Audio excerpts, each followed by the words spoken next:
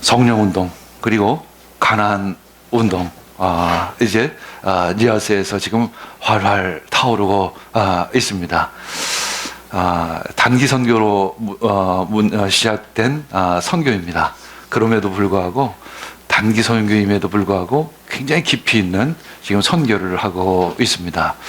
어느 전임 선교사가 가서 선교를 해도 그렇게 이루지 못할 그러한 일들이 그 니아스에서 일어나고 있습니다.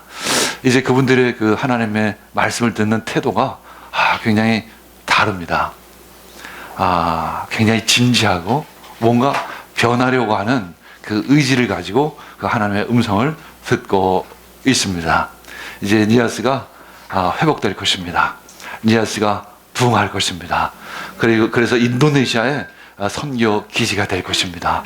그래서 인도네시아를 복음화시키는 그러한 전초 기지가 될 것입니다. 이제 성령 운동으로 시작한 이 복음 운동이, 하나님 나라 운동이 이제 가나안 운동을 통해서 이 땅에 심어질 것입니다. 하나님은 우리 이 교회 가운데 두 가지 무기를 주셨어요. 성령의 능력과 가나안의 운동이라는 이 가나안 정신이라는 두 무기를 주셨습니다. 성령 운동은 하늘로부터 시작되는 것이고 이 가나안 운동은 그 하늘의 능력이 땅에 심어지는 그러한 운동인 것입니다. 두 운동이 조화를 이룰 때 온전한 하나님 나라 운동이 될 줄 믿습니다. 함께 기도하고 함께 그 선교에 동참하는 여러분들 되기를 축복합니다. 이제 김용기 장로님 이제 19살 나이에 뭔가 꿈을 꾸기 시작을 했습니다. 이 나라를 위해 내가 뭔가를 해야 되겠다라는 꿈을 꾸었죠. 그리고 이제 20대 초반 들어서 이런 이야기를 합니다. 어느 정도 농사에 자신이 생긴다는 하나의 새로운 꿈을 갖게 되었다. 그것은 어떻게 이 지상에 하나님의 나라, 즉 낙원, 즉 파라다이스를 만들어 볼 수는 없을까 하는 생각이었다. 이제 그런 생각이 미시자 나의 머릿속은 벌써 동화 속의 소년처럼 황홀해졌다. 내가 건설하려는 마을은 오옥이 익어가며 가수들의 꽃이 만발하고 벌과 나비가 춤을 추고 집집마다 젖자는 양이 있고 교회가 있고 마을 사람들은 모두 형제가 되어 하나님을 믿고 모두가 근로하며 생산함으로써 경제적으로 풍부한 생활을 영위하고 하나님을 공경함으로써 정신적, 영적인 안위를 얻을 수 있는 에덴 동산의 재현을 나는 꿈꾸고 있었다. 그는 이렇게 20대 초반에 농부의 삶을 시작을 하면서 이런 소망을 갖는 것입니다.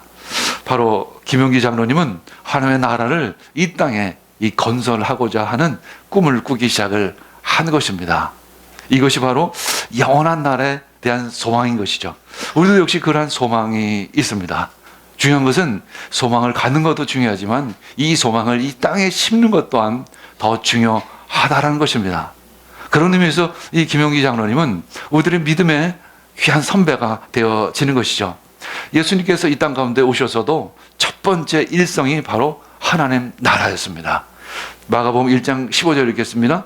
때가 찼다. 하나님의 나라가 가까이 왔다. 회개하라. 복을 믿어라. 이렇게 말씀을 전하기 시작을 하는 것입니다. 하나님의 나라를 준비하라는 것입니다. 우리 역시 그 하나님의 나라를 준비해야 하는 것입니다. 하나님의 나라는 예수님이 오심으로 이미 시작이 된 것입니다. 그리고 그 완성은 예수님께서 다시 오실 때 그 완성이 될 것입니다. 그 사이에 우리가 살아가고 있는 것이죠. 우리는 그 하나님의 나라를 준비해 나가야 하는 것입니다. 그 하나님의 나라의 백성으로서의 그 삶을 살아가는 것입니다.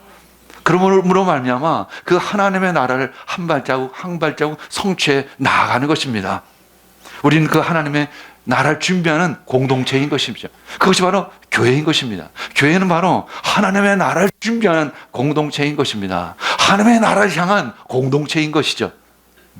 그런 의미에서 이 교회는 하나님 나라 공동체인 것입니다.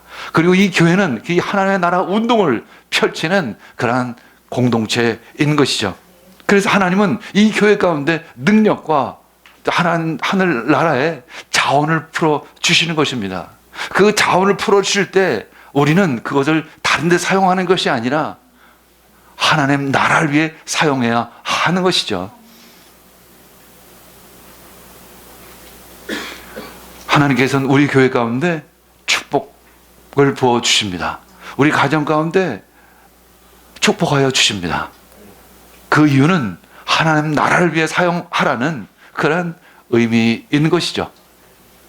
우리는 하나님 나라 운동을 지금부터 펼쳐가야 하는 것입니다.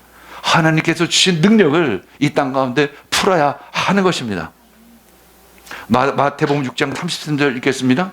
너희는 먼저 하나님의 나라와 그의 의를 구하라. 그리하면 이 모든 것을 너희에게 주실 것이다.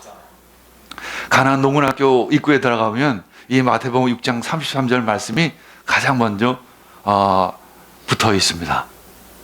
가나안 농군학교에 말씀 바로 그것입니다. 하나님 나라를 구하는 그러한 운동인 것이죠. 가나안 운동은 바로 하나님 나라를 구하는 바로 그런 운동인 것입니다. 예수님은 그 하나님의 나라를 이 땅 가운데 완성하기 위해서 이 땅 가운데 오셨고 또 십자가에 못 박히시고 부활하신 것입니다. 그리고 성령을 우리에게 부어주시겠다고 약속하신 것입니다. 왜 성령을 부어주실까요? 하나님의 나라 운동을 하라는 것입니다. 예수 그리스도를 전하라고 그 능력을 주시는 것입니다. 그래서 우리들의 비전은 바로 하나님의 나라인 것입니다. 그래서 예수님은 그 제자들에게 이렇게 말씀하십니다. 부활하셔서 승천하시면서 그 250명의 제자들에게 말씀하시는 것이죠. 너희는 예루살렘을 떠나지 말고 내게서 들은 아버지의 약속을 기다려라. 요한은 물로 세례를 주었으나 너희는 여러 날이 되어지 않아서 성령으로 세례를 받을 것이다. 이렇게 성령의 세례를 약속하신 것입니다. 그래서 제자들은 예루살렘에서 기도하면서 그 성령의 세례를 기다린 것입니다. 그래서 마가의 그 다락방에서 예수님께서 부활하신 후 첫 번째 오순절날 영적 돌파가 이루어진 것입니다. 그 약속은 이루어진 것입니다. 그리고 그 약속은 지금도 유효한 것이죠. 우리 교회 가운데 부어주시는 그 성령의 능력, 특별히 그 니아스 가운데 부어주시는 그 성령의 능력은 그것은 바로 하나님의 나라인 것입니다. 하나님의 나라가 그저 그 땅 가운데 임하는 것을 우리는 눈으로 볼 수 있는 것입니다.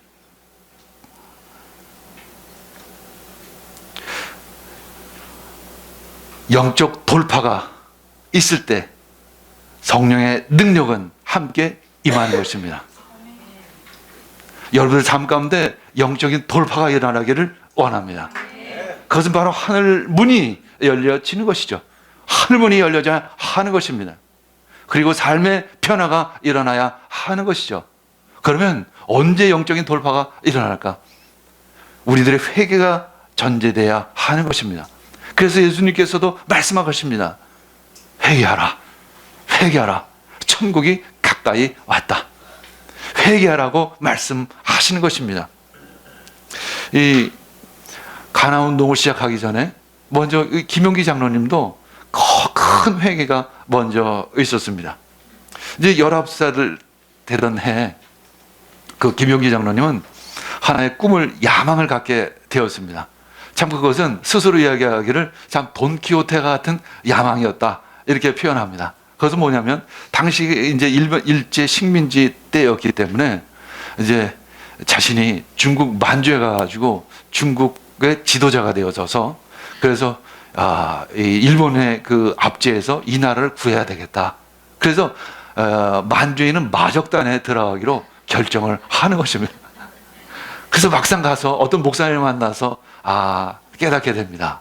목적은 좋았지만 참 방법이 참 잘못되었다라는 것을 그는 깨닫게 되죠.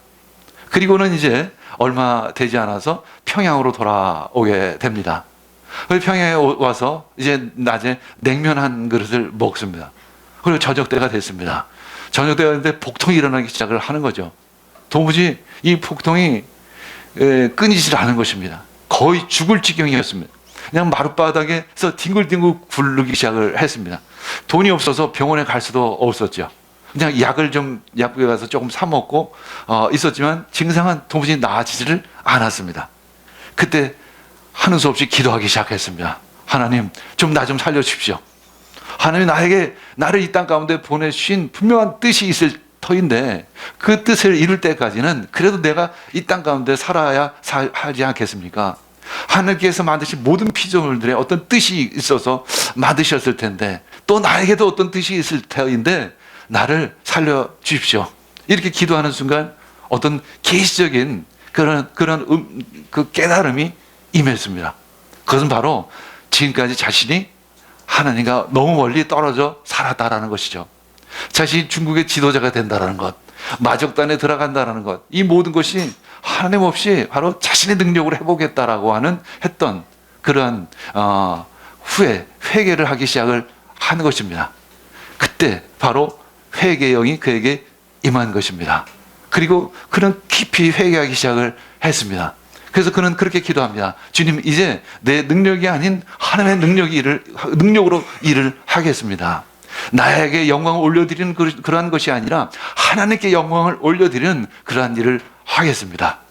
그리고는 이제 그렇게 기도를 하자 그 아픈 증상이 순식간에 사라지는 것을 그는 경험을 하죠. 그리고 그는 이제 농부가 되겠다라는 결단을 하게 됩니다. 그리고 그 농부를 통해서 그 이상촌, 그 에덴 동산을 꿈꾸게 되는 것이죠. 그것이 바로 가나안 운동의 시작인 것입니다. 회개는 위대한 것입니다. 회개 없는 부흥은 있을 수가 없습니다. 회개 없는 변혁은 있을 수가 없죠. 하나님께서는 저에게 또 역시 능력을 주셨습니다. 그 능력 전에 3년이란 긴 세월 동안 제 큰 회개가 있었습니다. 매일 2시간 반씩 무릎 꿇고 기도했습니다. 그 기도의 시간은 다 회개의 시간이었던 것이죠. 회개는 바로 변혁의 시간이고 회개는 바로 능력이 많은 그러한 기회인 것입니다. 그래서 그것을 회개를 우리는 하나님의 은혜라고 얘기하는 것입니다. 회개할 수 있는 것도 바로 하나님의 은혜인 것입니다. 오순절날 첫 번째 세례, 성령 세례도 회개가 전제된 것입니다. 그 베드로를 비롯한 제자들의 회개가 전제된 것입니다. 회개 없이는 부흥이 없습니다. 회개 없이는 능력이 있을 수가 없는 것입니다. 회개 없이는 우리의 삶에 변화가 있을 수 없는 것이죠. 회개가 있어야 합니다. 회개는 바로 자신을 향한 방향에서 하나님을 향한 방향으로 바뀌는 것입니다. 그것은 위대한 변혁의 시작이 되어지는 것이죠. 마태복음 26장 75절 읽겠습니다. 베드로는 울기 전에 내가 나를 3번 부인할 것이다 하신 예수의 말씀이 생각이 나서 바깥으로 나가서 몹시 울었던 것입니다. 베드로는 예수님이 체포당하시자 3번씩이나 예수님을 부인했던 것입니다. 그때 예수님께서 하신 말씀이 기억이 납니다. 네가 나를 닭이 울기 전에 3번 나를 부인하리라. 근데 그때 마침 닭이 울기 시작을 하는 것이죠. 그 닭 울음소리는 바로 회개의 초청의 소리였던 것입니다. 그 베드로는 큰 회개를 하는 것입니다. 대회개를 하는 것이죠. 그들의 회개로 말미암아 성령의 능력이 그 한 사람 한 사람 가운데 임할 수 있었던 것입니다. 250명이 예수님의 음성을 들었지만 그 약속을 들었지만 120명의 성도들만이 그 성령의 세례를 받을 수 있었던 것입니다. 아마도 그 120명만이 진정한 회개가 있었을 것입니다. 그 120명만이 그래서 예수님의 그 약속을 기다릴 수 있었던 것입니다. 그래서 약속을 기다린 자만이 그 성령의 능력을 받을 수 있었던 것이죠. 회개는 바로 변혁을 몰고 오는 것입니다. 성령 세례는 바로 영적인 변혁을 가져오고 이 가나안 운동은 바로 육신의 변혁을 가져오는 것입니다. 삶의 변혁을 가져오는 것이죠. 이 베드로와 제자들의 그 큰 회개가 있었을 때 바로 성령님이 임하는 것입니다. 성령님이 권능으로 역사하기 시작을 하는 것이죠. 사도행전 2장 2절에서 4절 말씀 읽겠습니다. 그때 갑자기 하늘에서 세찬 바람이 부는 듯한 소리가 나더니 그들이 앉아있는 온 집안을 가득 채웠다. 그리고 불길이 솟아오를 때 혓바닥처럼 갈라지는 것 같은 혀들이 그들에게 나타나더니 각 사람이 안하려 앉았다. 그들은 모두 성령으로 충만하게 되어서 성령이 시키시는 대로 각각 방언으로 말하기를 시작하는 것입니다. 하나님의 약속이 임한 것입니다. 하나님의 약속이 이루어진 것입니다. 여러분들은 이것을 믿으십니까? 여러분들 믿지 않을 수가 없습니다. 왜냐하면 우리 교회 가운데서 동일하게 이것이 풀어지고 있는 것이 있기 때문에 그런 것이죠. 리허설을 가면 더더욱 말할 것도 없습니다. 수천 명의 사람들이 그 하나님의 임재 가운데 하나님의 나라가 임할 때 바닥에 누워서 하나님을 찬양하고 예배하는 것입니다. 몸을 가눌 수가 없는 것입니다. 왜냐하면 영적인 변혁이 임했기 때문에 그런 것이죠. 이번 가나안 세미나 사안 훈련에서는 제가 이제 예배를 인도하고 또 이관수 장로님이 가나안 운동에 대해서 말씀을 전하고 또 우리 박 목사가 실습을 했습니다. 이렇게 역할을 나누어서 이 일들을 감당한 것이죠. 저는 성령의 운동을 하는 사람이고 이제 이관수 교장님은 가나안 운동을 하는 사람입니다. 이렇게 이 균형 잡힌 하나님의 말씀을 전할 때 참 복음이 그들에게 전해지는 것입니다. 이 성령의 충만함은 바로 성령의 지배를 받는 것을 의미하는 것입니다. 그래서 성령의 인도함을 받을 수 있는 그런 상태를 의미하는 것입니다. 김용기 장로님은 자신의 방식대로 자신의 삶을 살아가려고 했지만 이제 성령님이 그들 그 마음 가운데 임하시자 그는 자신의 계획을 내려놓을 수 있었던 것입니다. 그리고 하나님의 뜻에 따라서 하나님의 방법대로 이 가나안 운동을 시작을 하는 것입니다. 믿음은 회개를 가져옵니다. 그리고 회개는 이 성령 충만함을 가져오는 것이죠. 그리고 성령 충만함은 우리를 그리스도 예수님께로 인도하는 것입니다. 하나님의 말씀으로 인도하는 것입니다. 성령 충만함이 능력이고 힘이라고 하면 하나님의 말씀은 하나님 그 예수 그리스도께로 향하는 방향인 것입니다. 그것은 바로 길인 것입니다. 길이 있어도 성령의 능력이 없으면 갈 수가 없는 것이죠. 성령의 능력이 있어야만 우리는 그 길을 갈 수 있습니다. 그러나 성령의 능력임에도 우리가 그 길을 알 수 없으면 그 길을 갈 수 없는 것입니다. 그래서 우리는 성령의 충만함과 이 말씀의 충만함이 이 균형 감각 있어야 하는 것이죠. 성령님은 바람과 같습니다. 성령님은 물과 같습니다. 우리를 인도하십니다. 우리를 이끄십니다. 그러나 중요한 것은 그 방향성이 중요한 것이죠. 리아스에서도 여러 번 부흥 운동이 있었습니다. 몇 번의 부흥 운동이 있었습니다. 그러나 그것은 뜨겁게 불로 타고 교회가 성장하는 것으로 멈췄습니다. 교회는 성장했지만 그러나 그 리아스 사람들의 삶은 변하지를 않았던 것이죠. 이 성령의 능력이 이 땅에 심어져야 하는 것입니다. 영적인 변혁이 이 삶의 변혁으로 이어져야 하는 것이죠. 그것이 진정한 신앙이요, 그것이 진정한 복음인 것입니다.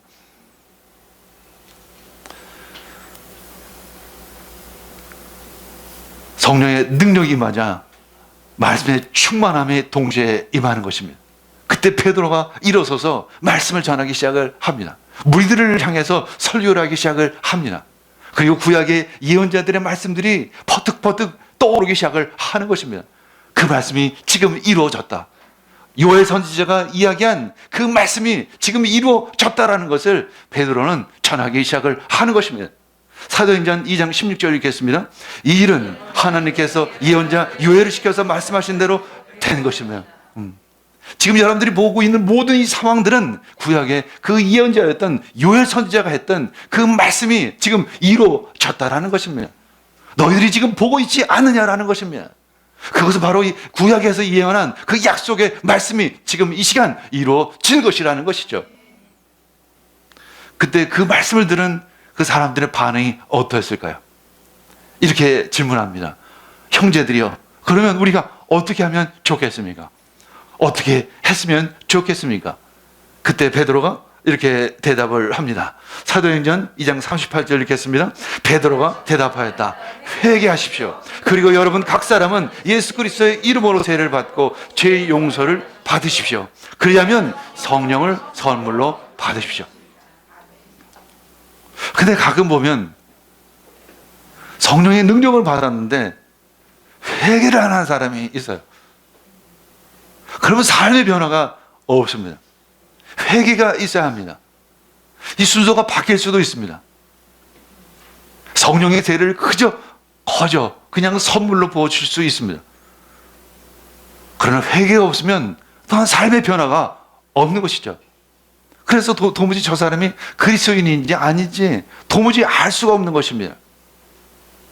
우리는 회개가, 우리 삶에 대회개가 있어야 합니다. 그래야만 우리들 삶에 진정한 변혁이 있는 것이죠. 베드로는 전하는 것입니다. 먼저 회개하라는 것이죠. 그리고 그리하면 성령을 선물로 받을 것이라는 것입니다. 이렇게 해서 그날의 신도의 수가 약 3,000명이 되었다라고 이렇게 말씀하는 것입니다. 성령의 능력이 임하자 부흥이 임하는 것입니다. 이제 그들은 사도들의 가르침에 몰두하고 서로 사귀는 일과 빵 떼는 일에 그리고 기도하는 일에 전무했다라고 이렇게 말씀하고 있습니다. 이렇게 믿는 이들이 모인 것이 바로 초대교회에 있는 것이죠. 그 교회는 도대체 어떤 교회였을까? 그 교회의 특징은 도대체 무엇이었을까? 한마디로 모든 가난이 사라진 것입니다. 가난 운동의 첫 번째 단계는 공동체 운동이었습니다. 이상촌 운동이었던 것이죠. 두 번째 운동은 가나안 농군학교를 통한 교육 운동이었고, 이제 세 번째 운동은 이제 해외 빈곤을 극복하자라고 하는 해외 가나안 운동인 것입니다. 성령님이 임하시자, 그리고 성령 공동체가 세워지자 그 빈곤이 사라진 것입니다. 어떻게 빈곤이 도대체 그 빈곤이 어떻게 사라졌을까? 어떤 좋은 제도가 온 것일까? 아닙니다. 성령님이 이끄신 것입니다. 말씀이 이끄신 것입니다. 사도행전 2장 43절 읽겠습니다. 모든 사람에게 두려운 마음이 생겼다. 사도들을 통하여 놀라운 일과 표징이 많이 일어났던 것이다. 사람들로 하여금 하나님을 향한 두려운 마음이 생기기 시작을 했습니다.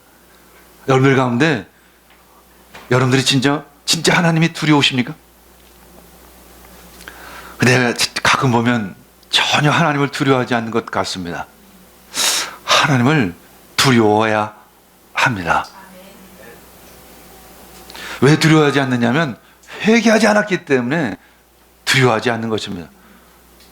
하나님 무서운지를 모르는 거죠. 하나님이 살아계시는 것을 우리가 잘 모르는 것입니다. 말로는 믿는다고 하는데 잘 모르는 것이죠. 하나님을 경외하지를 않는 것입니다. 하나님을 두려워하는 것은 하나님께 나의 자리를 내어드리는 것을 의미합니다. 내 스스로 나의 삶을 사는 것이 아니라 하나님의 뜻으로 나의 삶을 살아가는 것입니다. 성령님이 임하시면 우리가 하나님을 알게 됩니다. 하나님이 도대체 누구인지를 알게 됩니다. 하나님이 어떤 분인지를 알게 되는 것이죠. 김용기 장로님은 이상촌 공동체 운동을 하면서 이렇게 고백을 합니다. 이렇게 우리 봉안 이상촌은 발전해 갔다. 그러나 한 집안 식구들이라도 그렇게 하나같이 움직일 수가 없을 텐데 하물며 성질과 개인 취미와 그동안 살아온 생활 양식들이 모두 다른 남남끼리인 불황민들끼리로서 과연 그런 단체 생활이 가능할까 하고 의아하게 생각하는 사람이 많을 것이다. 도대체 이렇게 공동체 생활을 함께 할 수 있는 그런 이유가, 방법이 도대체 어디에 있을까? 바로 오직 신앙에 의한 힘이었음을 나는 솔직히 고백한다 라는 것입니다.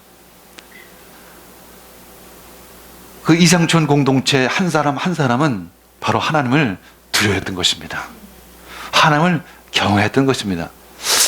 그들 한 사람 한 사람 가운데 진정한 믿음이 무엇인지를 알았던 것이죠. 그래서 자신의 생각이나 자신의 성질로 그 공동체 생활을 하는 것이 아니라 하나님의 말씀으로 살아간 것입니다. 그것은 바로 희생인 것입니다. 그것은 바로 섬김, 바로 그것입니다. 이사야서 11장 1절에서 3절 읽겠습니다. 이새의 줄기에서 한 싹이 나며 그 뿌리에서 한 가지가 자라서 열매를 맺는다. 주의 영이 그에게 내려오신다. 지혜와 총명의 영, 모략과 권능의 영, 지식과 주님을 경외하게 하는 영이 그에게 내려오시니 그는 주님을 경외하는 것을 즐거움으로 삼는다. 그는 눈에 보이는 대로만 재판하지 않으며 귀에 들리는 대로만 판결하지 않는다는 것이죠. 하나님의 영이 임하면 하나님의 다스림이 임하는 것입니다. 하나님의 다스림이 임하면 하나님의 의가 임하는 것이죠. 그래서 사람이 판단하는 것이 아니라 말씀으로 판단하게 되어지는 것입니다. 나의 뜻으로 살아가는 것이 아니라 내 성질로 살아가는 것이 아니라 하나님의 말씀으로 살아가는 것입니다. 하나님의 영으로 살아가게 되어지는 것이죠. 성령님은 그래서 진리의 영이다라고 이렇게 표현하는 것입니다. 바로 지식의 원천이 되어지는 것입니다.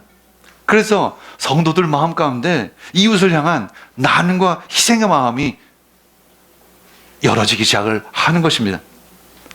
나눔과 희생의 마음이 임하자 빈곤이 사라지는 것이죠. 사도행전 2장 44절 45절 읽겠습니다. 믿는 사람은 모두 함께 지내며 모든 것을 공동으로 소유하였다. 그들은 재산과 소유물을 팔아서 모든 사람에게 필요한 대로 나누어 주었던 것입니다. 도무지 이것은 제도나 사상이 아닌 것입니다. 말씀인 것입니다. 말씀이 임하자 자연스럽게 서로 희생하고 서로 나누는 그 삶의 공동체가 시작이 되어지는 것입니다. 이제 이일선 목사님이라는 분이 이상촌을 방문하면서 이렇게 소감을 적습니다.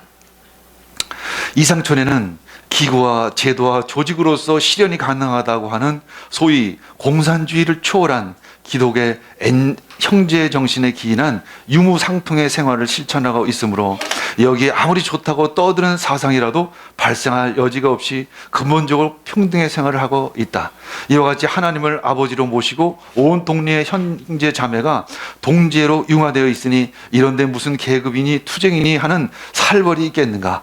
그리스도의 의와 사랑이 생활에 구현될 때 거기에는 가는 데마다 낙원일 것이다 라는 것입니다. 성령님이 임하시고 말씀이 임할 때 하나님의 나라가 성취되어지는 것입니다. 그 나라 백성의 삶이, 그 법이 그 공동체 가운데 자리 잡기를 시작하는 것이죠. 교회가 바로 그러한 공동체인 것입니다. 그래서 그 하나님의 나라가 흥황하기 시작을 하는 것입니다. 부흥하기 시작을 하는 것입니다. 사도행전 2장 46절에서 47절 읽겠습니다. 그리고 날마다 한 마음으로 성전에 열심히 모이고 집집이 돌아가면서 빵을 떼며 순전한 마음으로 기쁘게 음식을 먹고 하나님을 찬양하였다. 그래서 그들은 모든 사람에게서 호감을 샀다. 주님께서는 구원받는 사람을 날마다 더하여 주셨다라는 것입니다.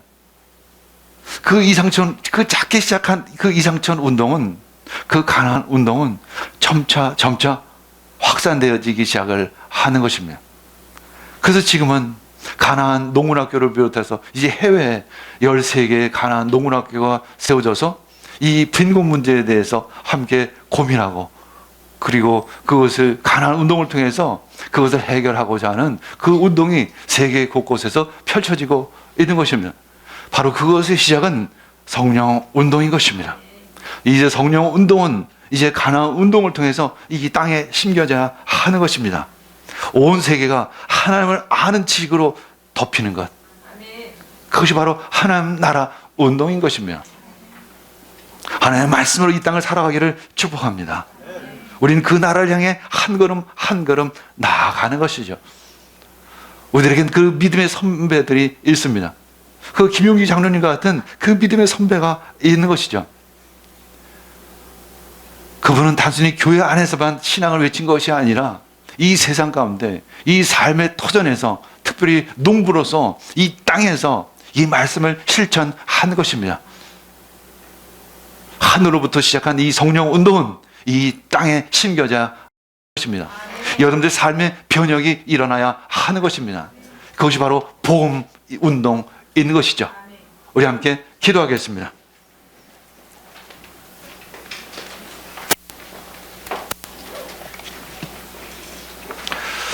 주님 감사합니다.